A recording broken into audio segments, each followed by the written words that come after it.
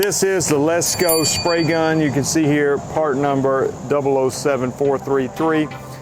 I've got one attached to this hose on this big spray tank that I use to spray lawns with. These are very commonly used for lawn care businesses. Throw a very even pattern and they have lasted me for a long time.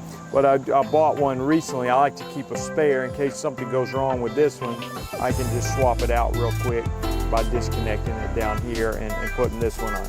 Now I want to talk to you a little bit about the nozzles that you get for these. Now it doesn't come with a nozzle. When you order it, just comes with the gun, but you can buy the nozzles separately. And depending on the amount of volume that you're spraying is going to help determine what nozzle you're using. So when I'm spraying a yard, I'm spraying about 2 gallons per 1,000 square feet.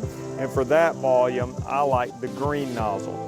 Okay, now if you're spraying more volume than that, you might want to go with the white nozzle, which is going to have even larger holes on it.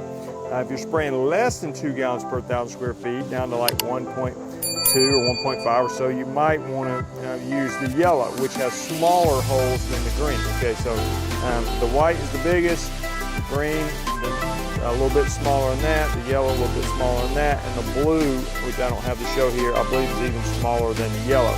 The problem is if you're spraying too much volume and you've got the holes are not big enough to handle the volume, then it sort of mists on you, which is not good.